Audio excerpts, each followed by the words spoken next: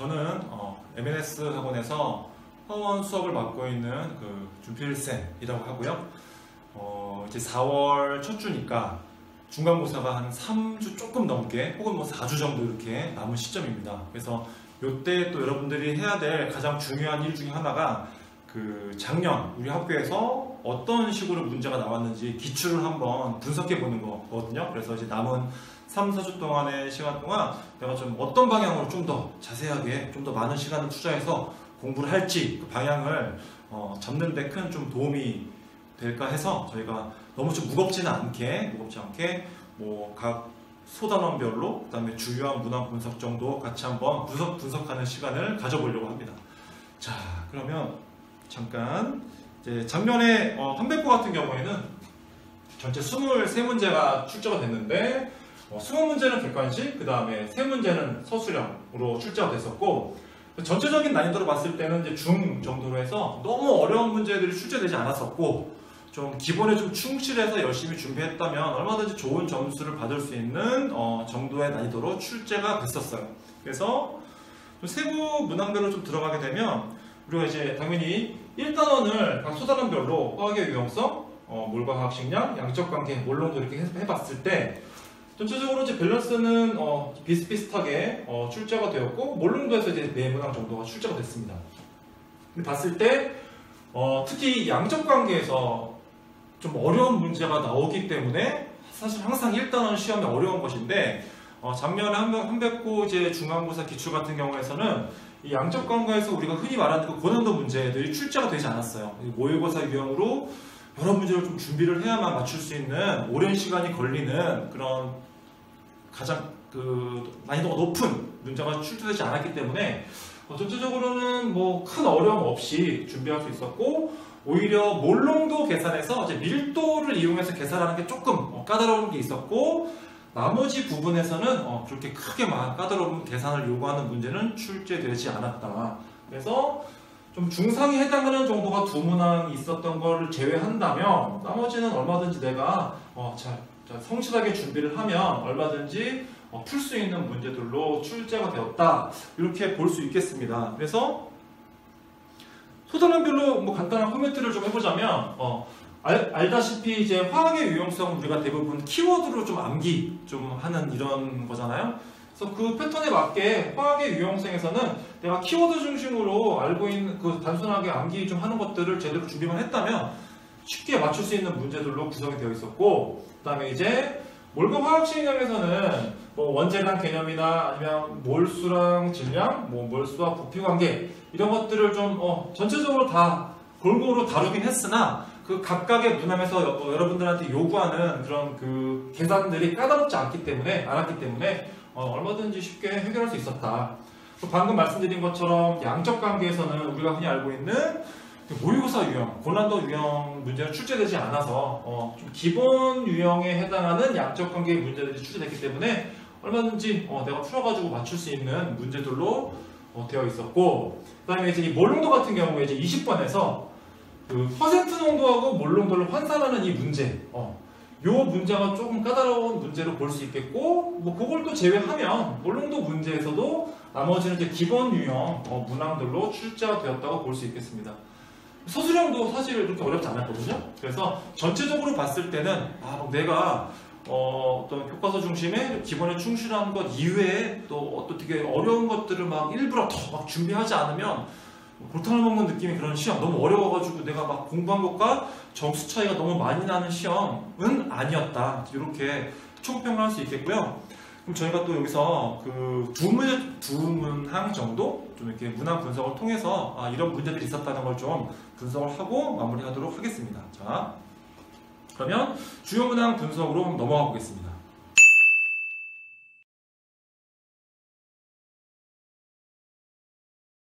주요 문항 분석에서 첫 번째 문제는 객관식 10번 문제를 제가 가지고 왔어요.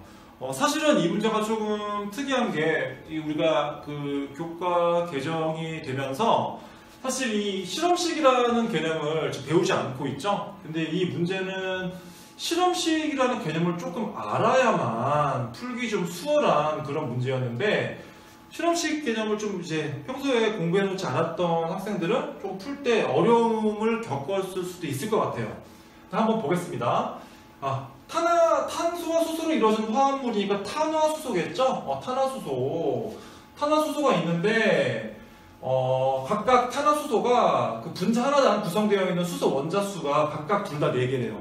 4개인데 그 탄화수소 안에 들어있는 탄소, 수소의 질량비가 3대1, 9대1이라고 합니다. 그래서 이제 선지에서 질문하는 것들을 봤더니 실제 이제 분자식이 뭐냐고 이제 물어보고 있어요. 그러니까 이 분자가 누군지 알아내야 된다는 거거든요.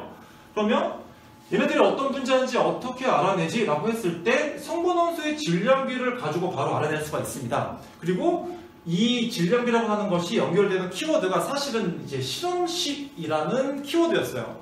잠깐 실험식이 뭔지 잠깐 설명을 드려볼게요. 실험식이라는 게 뭐냐면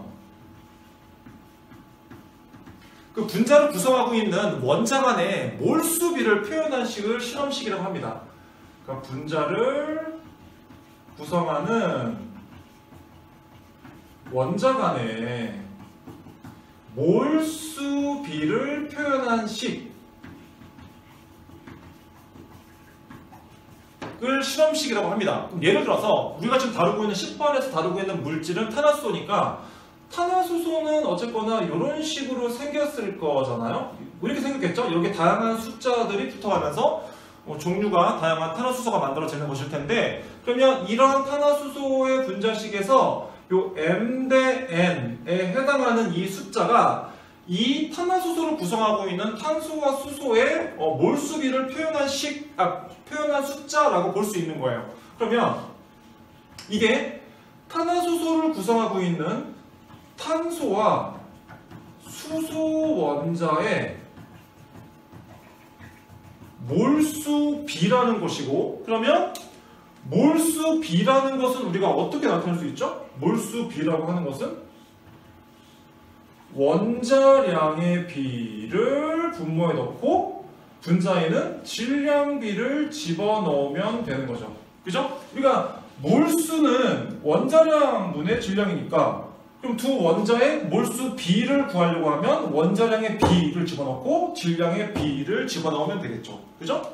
그래서 요 틀을 좀 알고 있어야 요 질량비 딱 했을 때 내가 분자식을 구하려면 요 틀을 통해서 쟤들이 일단 몇 대 몇의 탄소와 수소로 구성되어 있는지 알아볼 수 있겠구나, 이렇게 접근을 할 수 있었겠죠. 예를 들어서 요 내용을 그대로 한번 가하고 나에다가 적용을 시켜보겠습니다.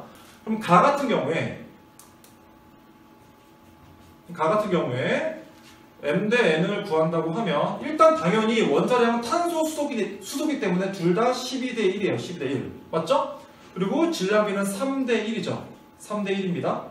그럼 얘를 12로 통분을 해주면 이게 몇 대 몇이에요? 1대 4가 돼요. 제가 방금 분명 말씀드렸지만 이 1대 4라고 하는 숫자는 한 개, 4개가 있다고 고정되는 숫자가 아니라 뭐라고요? 몰수비입니다. 몰수비. 일단 비율이 1대 4라는 거야. 그럼 얘가 분자일 경우에 뭐 2, 8이 될 수 있는 거고, 뭐 3, 12, 뭐 될 수도 있는 거죠. 그러니까 1대 4라는 것만 우리가 알 수 있는 거야. 그런데 이 1대 4라고 하는 비율 중에서 얘가 어떤 분자인지 알 수 있도록 문제에서 뭐라고 줬냐면 분자 한 개당 수소 원자가 4개라고 지금 줬습니다. 그러니까 비율이 1대 4인데 원자 하나당 그 수소 원자가 4개니까 따라서 가는 분자식 자체가 뭐가 되는 거죠? 가는 분자의 식이 CH4가 되겠죠. 1대 4이면서 실제 원자 숫자도 4개인 메테인이 되겠습니다. 마찬가지로 똑같은 방식으로 나도 한번 해볼게요. 나 같은 경우에는 어떻게 되느냐, 똑같이 12대 1이죠. 그리고 질량비는 9대 1입니다. 마찬가지로 12로 통분을 해주면 몇 대 몇이에요? 3대 4가 되겠죠? 비율은 3대 4인데 또 마찬가지로 가 역시 분자 하나당 원자 포함된 개수가 4개이기 때문에 얘 분자식도 마찬가지로 똑같이 그냥 C3H4구나 라는 걸 이제 알 수 있게 된 거죠. 가는 CH4, 얘는 C3H4구나 라는 걸 알 수 있게 된 겁니다. 이해되시죠? 그러면 바로 선지를 해볼까요? 자, 가는 CH4이다. 맞는 얘기죠? 두 번째, 나의 분자량은 가의 2.5배다. 그러면 가 같은 경우에는 분자량이 16이고 나 같은 경우에는 36 더하기 4, 그러니까 40이거든요. 그러면 계산해보면 2.5배. 2.5배가 맞습니다. 그죠? 2.5배. 디귿. 1g당 탄소 원자수는 나가 가보다 크다. 자, 그럼 마찬가지로 디귿도 한번 해볼게요. 자, 우리 요 문제 요거 1g당 원자수를 계산하시려면 어떻게 계산하셔야 되죠? 1g당 원자수를 문제에서 물어보면 원자수를 바로 구하면 안 되죠? 뭐부터 구해야 되는 거죠? 항상 1g당 분자수를 먼저 구한 다음에 거기다가 분자 한 개당 포함되어 있는 해당 탄소 원자 개수를 곱해주면 되는 거죠. 자, 1g당 원자수 한번 계산해 볼게요. 가부터. 그럼 가 1g당 일단 분자수는 16분의 1이겠죠? 근데 분자 하나당 탄소 원자는 몇 개예요? 지금 하나씩 있으니까 곱하기 1 이렇게 되겠죠. 물론 분자 하나당 탄소, 여기 탄소 원자수죠. 마찬가지로 나도 한번 해보면 나는 전체 분자량이 40분의 1 곱하기 분자 하나당 탄소 원자는 3개씩 있으니까 곱하기 3 이렇게 해주면 되겠죠? 그럼 얘 같은 경우에는 16분의 1이고 얘 같은 경우에는 40분의 3이죠? 그러면 각각 여기다가는 이제 통분을 해준다고 생각하면 여기 40, 40 곱하고 여기 16, 16 곱하게 된다면 여기는 40이 되고 48 되니까 요 나에 해당하는 분수값이 더 크다는 걸 알 수 있어요. 그죠? 그래서 나가 가보다 크다. 이렇게 해서 디귿 선지는 맞다. 이렇게 보겠습니다. 자, 그 다음에 저희가 이제 두 번째 주요 문항 분석은 20번, 객관식 20번 문제로 한번 가보겠습니다. 두 번째 주요 유형 문제를 한번 봅시다. 두 번째 문제는 이제 20번 문제인데요. 이건 이제 몰농도 계산 문제인데 제가 소제목을 달아놨죠. 몰농도하고 퍼센트 농도를 좀 환산을 해야 되고 그 다음에 이제 특히 밀도라는 개념을 좀 사용할 줄 알아야 된다. 그래서 이 문제 들어가기 전에 그 밀도를 어떤 개념으로 몰농도 계산에서 사용하는가 요거를 잠깐 볼게요. 일단 밀도라고 하는 것은 부피분의 질량으로 구성이 되어 있습니다. 그런데 어떤 문제에서 수용액에 부피가 나와 있어. 그럼 해당 수용액의 밀도를 여기다가 곱해준다 라는 말은 밀도는 부피분의 질량이니까 이게 부피 제거가 되면서 결국 뭐만 남아요? 질량만 남게 되겠죠. 그러니까 몰농도 계산 문제에서 수용액의 부피가 나왔을 때 거기다가 밀도를 곱해주면 수용액의 부피가 질량으로 바뀌는 거구나 라는 걸 알 수 있습니다. 반대도 가능하겠죠. 수용액의 질량이 나왔어. 이번에는 밀도의 역수를 한번 곱해줘 보는 거예요. 밀도의 역수라고 하는 것은 질량분의 부피를 얘기하는 것이겠죠? 마찬가지로 질량 사라지게 되고 이제 부피만 남겠죠. 부피. 그러면 몰농도 계산에서 수용액의 이제 질량이 나왔을 때 질량에다가 밀도 역수를 곱해주시면, 즉 밀도를 나누면 수용액 질량이 수용액 부피로 바뀐다는 거예요. 그래서 밀도라고 하는 것은 몰농도 계산에서 수용액의 부피를 질량으로 혹은 질량을 부피로 바꿔주는 아이구나, 이걸 알 수 있어요. 여기 추가해서 그럼 이런 식의 환산을 왜 하는 것인가? 자, 여러분도 아시겠지만 몰농도라고 하는 것은 부피와 입자수라고 하는 두 가지, 부피랑 입자수로 구성되어 있는 물리량이고요. 그 다음에 이 퍼센트 농도라고 하는 것은 그 용액의 질량에다가 용질의 질량, 즉 다시 말하면 질량 간의 비율을 표시하는 또 값이기 때문에 정리하게 되면 부피를 질량으로 바꿔야 된다는 말은 몰농도로 주어진 자료들을 퍼센트 농도 쪽으로 가지고 와서 내가 계산해야 돼 라는 얘기가 되는 거죠. 거꾸로 질량을 부피로 바꾼다라고 하는 것은 질량, 즉 퍼센트 농도 중심으로 주어져 있는 자료를 내가 몰농도 쪽으로 가지고 와서 계산해야 돼라는 걸 이제 말하는 겁니다. 그러니까 이 두 가지 방향을 잘 파악하고 있어야만 문제에서 이제 이렇게 밀도가 나왔을 때 정확하게 내가 이 사용 방법을 알고 계산에 적용을 하게 되는 것이죠. 그죠? 그러면 이 두 가지 중에 그럼 이 문제는 어디에 해당하는지 한번 차근차근히 살펴보도록 하겠습니다. 자, 문제 봤더니 황산이 들어있는 시약병 라벨이 나와 있어요. 황산의 화학식량, 자, 자료는 퍼센트 농도 나와 있죠? 퍼센트 농도, 밀도. 아무튼 이 퍼센트 농도라고 하는 것은 이 황산 용액의 질량에 관한 비율 숫자입니다. 오케이, 알겠어. 그리고 이제 문제에서 뭘 물어보는지 체크해 봅시다. 그랬는데 여기서 황산을 x 밀리리터만큼 떠왔대요. 여기에 몇 몰이 들어있겠죠, 황산이. 근데 거기다가 물만 부어서 희석을 했대. 그럼 여기에 넣었던 지금 황산의 몰수 변화는 없겠죠. 그리고 나서 걔를 1리터짜리 몰농도 1.8 해당하는 용액을 만들 수 있었다는 겁니다. 그러면 몰농도는 여러분 아시는 것처럼 1리터 기준이기 때문에 당연히 황산 1리터의 몰농도가 1.8이라는 얘기는 여기에 1.8몰이 들어있다는 얘기고, 이건 어디서 왔어요?